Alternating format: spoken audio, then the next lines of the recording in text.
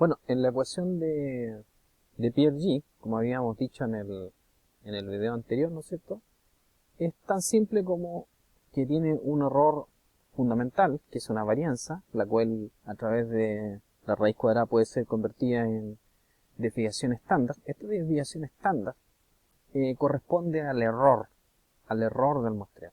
Ese error del muestreo está relacionado con la masa de muestra, que es la que está acá abajo, ¿no es cierto?, que representa un error. Y esa masa de muestra, al obtenerla de un lote, que está representado acá como M sub L, se obtiene un error, ¿no es cierto?, en virtud de la cantidad de masa y la forma en que yo voy a obtener esa cantidad de masa de ese lote de muestra. Ahora, si dividimos, ¿no es cierto?, el 1 dividimos la masa del lote, que es muy grande, este factor puede tender a 0. Pero lo que debemos relacionar acá, ¿no es cierto?, es entonces que mientras más masa, o sea, mientras más grande es el denominador de la ecuación de PRG, menor es el error. ¿Ya? Mientras más grande es el denominador, mientras más masa de muestra, menor es el error. Y ojo, eso no dice nada de la forma en que yo obtengo esa masa, ni la forma en que yo hago el muestreo. ¿Ya? Solamente está diciendo que mientras mayor es la masa de muestra, menor es el error. O sea, si yo tengo una correa transportadora, mientras más incrementos saque, menor error voy a tener. La forma en que yo saque esos incrementos, la forma en que yo los distribuyo en el área, esa es otra cosa. ¿Ya?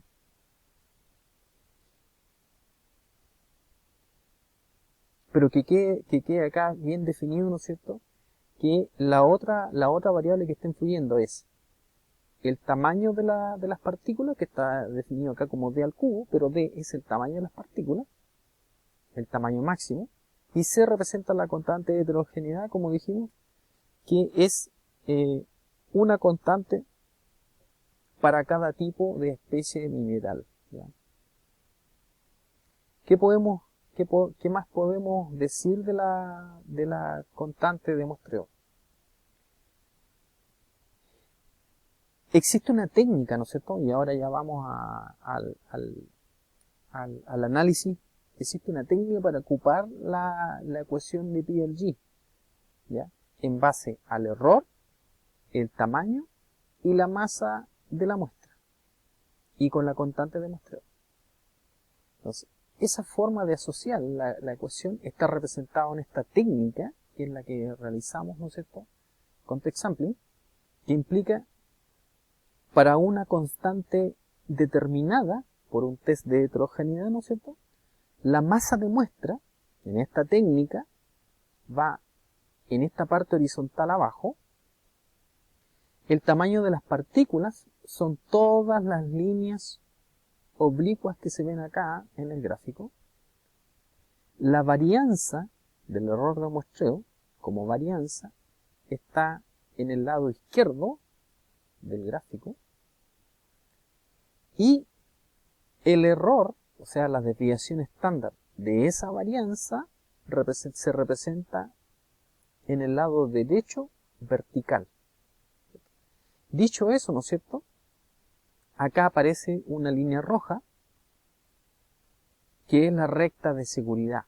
¿A cuánto corresponde? A 5%. ¿Por qué? Porque dijimos al comienzo, ¿no es cierto?, del video anterior, de que todo este estudio estuvo basado al nivel de 95% de confianza estadístico, con un 5% de error en el muestreo. Si alguien tiene otro estándar de 2, de 1, de 10, de 15, lo aplicará.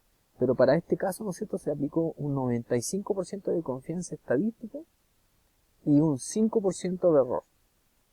¿Ya? Y eso tiene su equivalente en varianza. Entonces, dicho eso, ¿no es cierto?, la ecuación de PRG se vuelve de utilidad para hacer el siguiente análisis. Teniendo, ¿no es cierto?, en el eje Y izquierdo, ¿no es cierto?, la varianza, teniendo la masa de cada muestra en la parte de abajo del gráfico, teniendo todas las líneas oblicuas de todos los tamaños que están involucrados en el muestreo, y teniendo los errores definidos como error en porcentaje relacionado con el error de establecido por la ecuación como varianza, ¿cierto? Es decir, existe una estrecha relación entre el lado izquierdo y el lado derecho del eje vertical, ¿ya? Es muy simple, sacando la raíz, ¿no es cierto?, de las varianzas, uno obtiene la desviación estándar, ¿ya? ¿Cómo se aplicó esto? Acá tenemos un ejemplo, ¿no es cierto?, en el cual tenemos un protocolo con líneas en rojo que va bajando en esta línea roja. Eso quiere decir, cuando uno baja, lo que está haciendo un proceso de chancado. Cuando en el proceso, por ejemplo, acá de G a H, se desplaza uno por la curva, significa que uno mantuvo la granulometría y cortó masa. Luego de H a I, lo que hizo acá, ¿no es cierto?, es disminuir los tamaños. Por lo tanto, después de I a J, lo que está haciendo es un corte de la masa de muestra, disminución de masa, y después al final, ¿no es cierto?, estoy disminuyendo el tamaño de las muestras. Por lo tanto, si todo el protocolo está bajo la línea del 5%, este protocolo es seguro que me va a dar un error que está cumpliendo los estándares de la empresa, porque la mayoría del protocolo, más del 90% de todas las etapas del protocolo, están bajo el error del 5%. ¿Qué es lo que hago después? Por cada una de las etapas, ¿no es cierto?, lo que se hace es obtener la varianza, y esa varianza se obtiene el error. ¿Cuál error? Para cada una de las etapas hay un error al lado derecho, y para cada una de las etapas hay una varianza al lado izquierdo. Depende cómo lo tome, ¿no es cierto? Lo que tengo que hacer es sumar y restar varianzas. No puedo sumar y restar errores.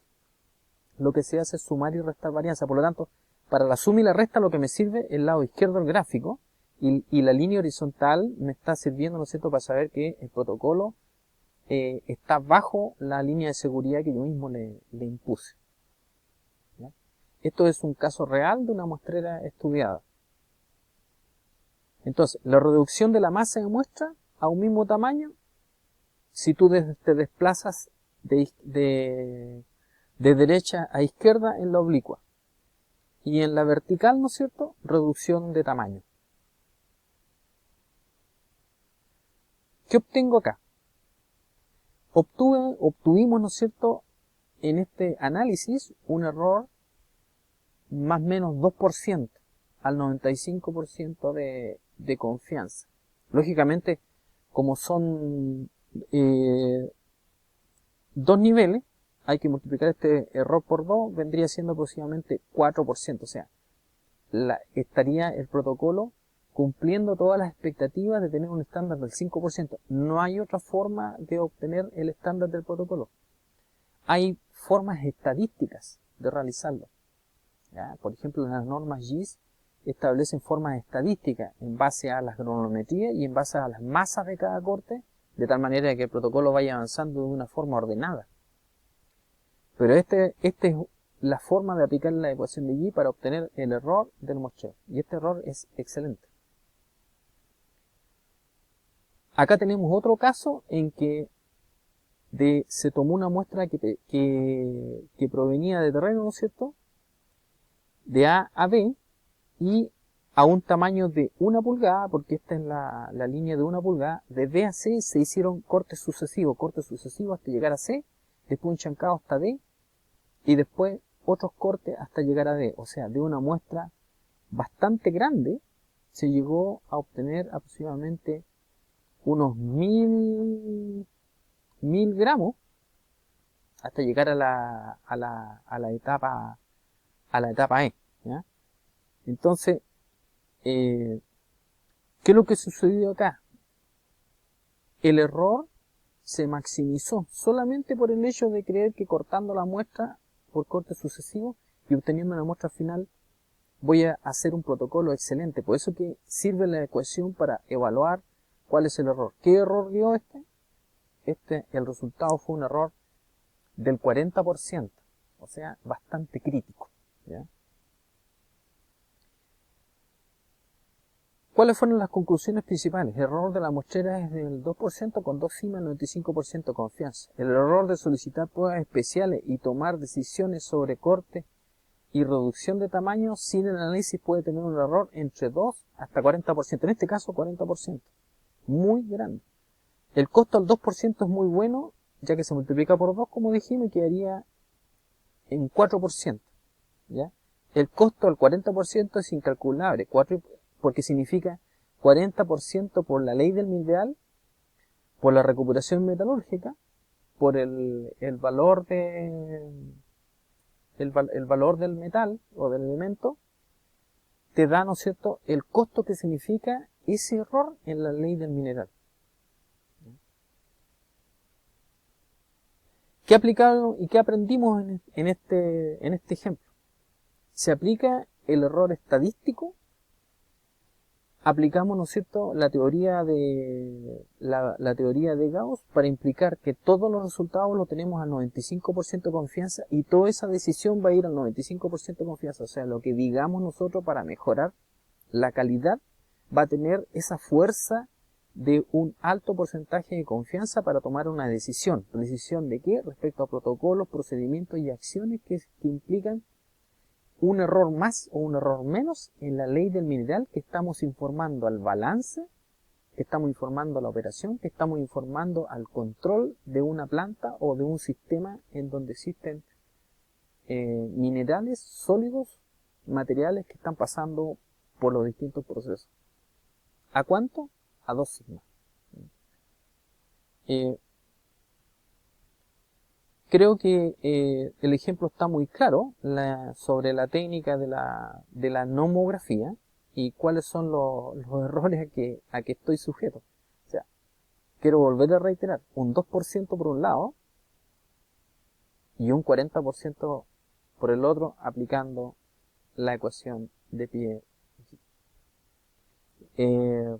Bueno, agradecerles, ¿no es cierto?, la atención para estos dos videos. Y darles las gracias por estar atentos, ¿no es cierto? Y un saludo de la empresa Texampling de acá de Chile.